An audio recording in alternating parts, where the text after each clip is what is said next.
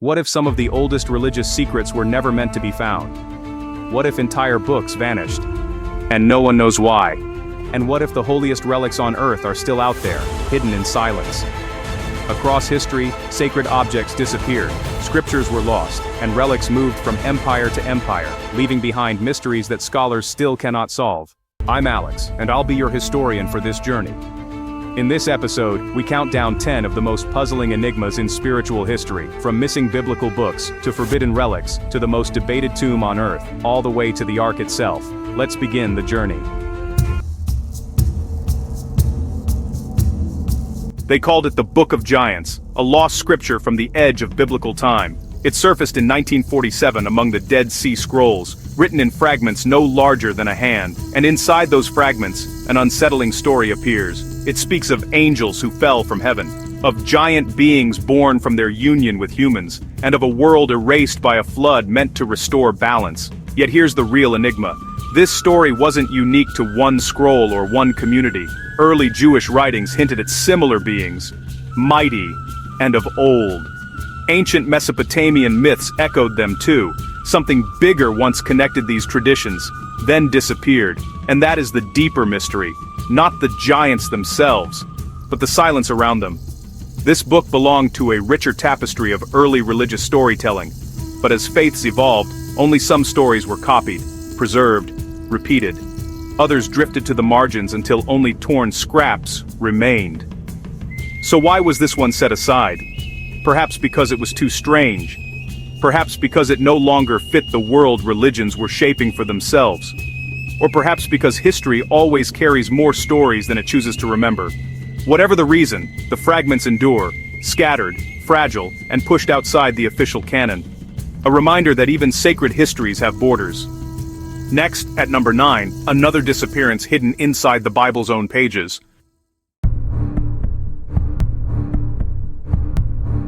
The Bible begins with 5 ancient books, the books of Moses. But inside those very texts, we find references to other writings, books that once existed, but have vanished completely. One is called the Book of the Wars of the Lord, another, the Book of the Just. Others appear only in passing, like footprints from a path we can no longer follow. They weren't myths or later inventions. They were real texts, recorded by name, known to early communities. Yet none of them survive. Scribes must have held them. Teachers must have quoted them. Some stories inside them may have shaped early tradition, before disappearing from it entirely. And again, the pattern appears. Because the mystery isn't just about lost scrolls. It's about selection. When the Hebrew scriptures took their final form, certain texts were chosen as foundational. Others drifted out of ritual use. Some were copied less often. And slowly, the books that didn't fit the emerging structure faded away. So why were these early witnesses set aside? Maybe they were too narrow, too political, too poetic. Maybe they conflicted with traditions still evolving.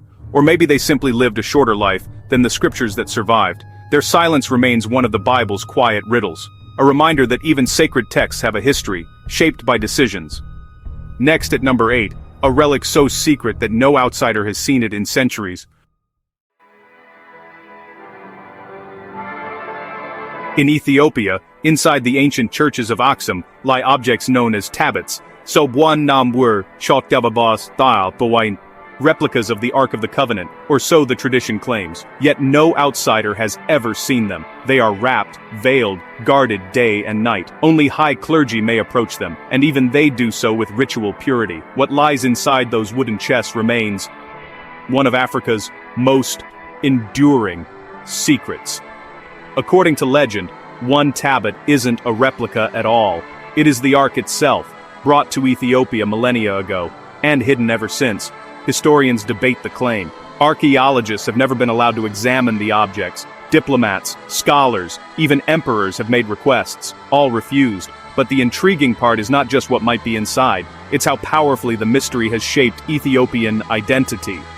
Entire festivals revolve around the unseen. Communities protect what they cannot fully prove. So why keep these relics set apart? Perhaps because mystery itself reinforces meaning. Perhaps because revealing them would break a sacred bond thousands of years old. Or perhaps because the unseen has always carried more power than the visible.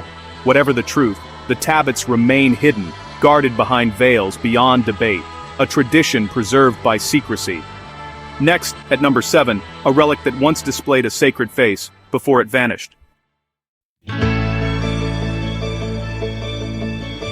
Long before photographs, before icons spread across the Christian world, there was a mysterious image known as the Mandilion of Edessa, a cloth said to bear the face of Jesus, not painted, but imprinted miraculously. For centuries, the Mandilion was guarded in the city of Edessa. It survived sieges, floods, fires, and wars. Emperors sought it. Pilgrims traveled across continents to glimpse it. Then, in the 10th century, it was taken to Constantinople and disappeared from the historical record. Vanished inside the chaos of crusades and plunder. Some scholars believe the Mandilion may be the earliest form of the Shroud of Turin. Others argue it was a separate relic entirely. No one can prove either theory. Because the cloth itself is lost. And again the pattern returns, a relic central to early devotion, preserved for centuries, then set aside by history. Why? Perhaps because its meaning changed. Perhaps because new icon traditions replaced old ones, or perhaps because relics often survive only when they serve a role, spiritual, political, or cultural. Without that role, even the holiest objects can vanish. Next, at number 6, a cloth that survived when empires fell, but still raises questions no one can answer. In a small chapel in Oviedo, Spain, lies a simple linen cloth, the Sudarium. Tradition claims it covered the face of Jesus after his death. Unlike the Shroud of Turin, this cloth bears no image, only stains. But here is the puzzle. Scientific tests have dated the cloth's presence in Spain as early as the 7th century, long before medieval relic trade boomed, and the blood patterns match wounds consistent with crucifixion. Yet it remains one of Christianity's quietest relics, rarely displayed, rarely discussed, overshadowed by more famous artifacts. So why has this cloth remained at the margins? Perhaps because it lacks the dramatic imagery that fuels devotion. Perhaps because it raises questions without giving answers. Or perhaps because its very simplicity makes it harder to explain and easier to overlook. The Sudarium endures in silence, a relic too plain to be famous, yet too consistent to dismiss. Next, at number 5, a mystery older than Christianity, where God spoke through vapors rising from the earth. High on the slopes of Mount Parnassus stood Delphi, the most famous oracle of the ancient world. Kings, generals, and philosophers traveled there seeking the voice of Apollo himself. The priestess, the Pythia, delivered cryptic prophecies while seated above a fissure in the earth. Ancient writers described intoxicating fumes rising from the ground, sending her into trance. For centuries, scholars doubted this. No vapors were found. The geology seemed stable. Then modern studies revealed something astonishing. 2 geological faults intersect directly beneath the temple. Hydrocarbons, including ethylene, a known trance-inducing gas, once seeped through the stone. But here is the deeper mystery. Was the power of the oracle chemical or cultural? Did people hear the god because a priestess inhaled vapors, or because societies wanted answers from somewhere outside themselves? And why did this tradition fade? Perhaps because empires shifted, perhaps because new religions rose, or perhaps because people eventually grew wary of ambiguity.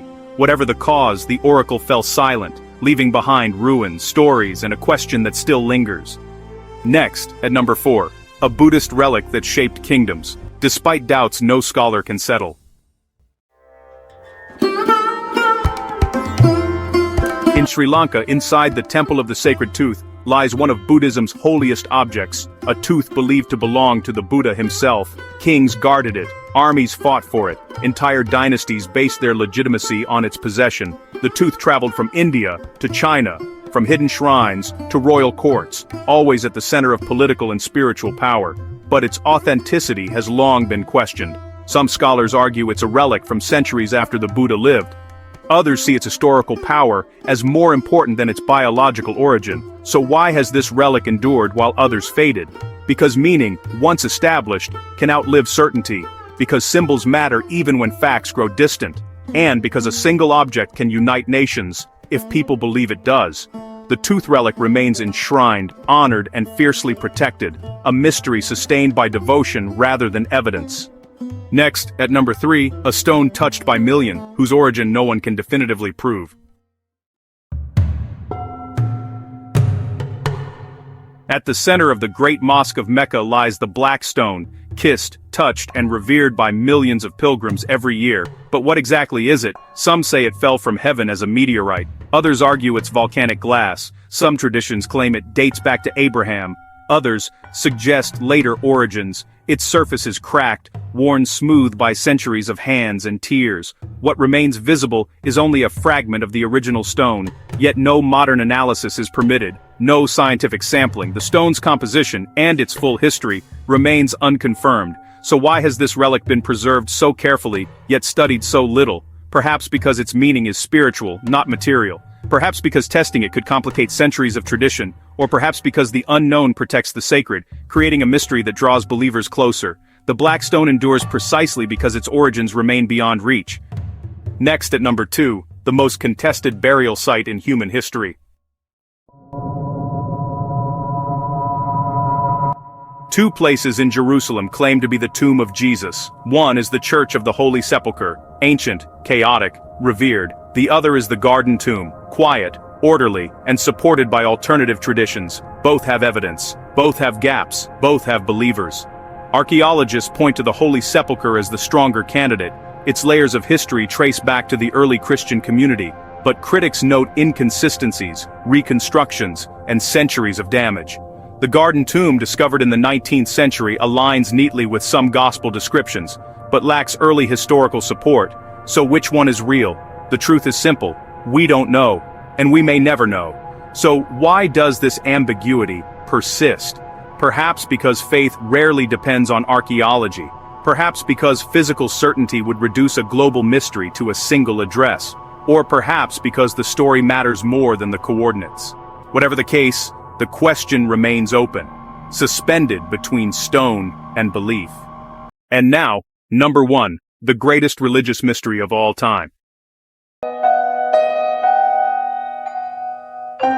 The Ark of the Covenant, a golden chest said to contain the stone tablets of Moses, a relic carried through deserts, battles, and kingdoms, a symbol of divine presence, power, and protection. And then, it vanished. Its disappearance is one of history's greatest puzzles. Was it hidden before the Babylonian invasion? Taken to Egypt? Carried to Ethiopia? Destroyed? Preserved? Moved again and again? Every theory has evidence. Every theory has gaps. No one can prove any of them. The Ark sits at the crossroads of archaeology, theology, and myth, too sacred to dismiss, too elusive to confirm. So why did this relic, above all others, fade from history? Perhaps because its power was symbolic, not practical. Perhaps because new forms of worship made the old vessel unnecessary. Or perhaps because some objects are meant to disappear, leaving a mystery that shapes belief more strongly than possession ever could. The Ark remains the ultimate, sacred enigma. A reminder that even the most powerful relics can be lost, yet never forgotten. In the end, these mysteries remind us of something simple and astonishing. History isn't just what survives in books or temples, it's also what fades, what's forgotten, and what cultures quietly choose to leave behind. Every missing scroll, every hidden relic, every vanished object tells us as much about belief as the things we still hold. Because what endures, and what doesn't, shapes the stories we call sacred. And maybe that's the greatest mystery of all. History still has secrets. Stay curious.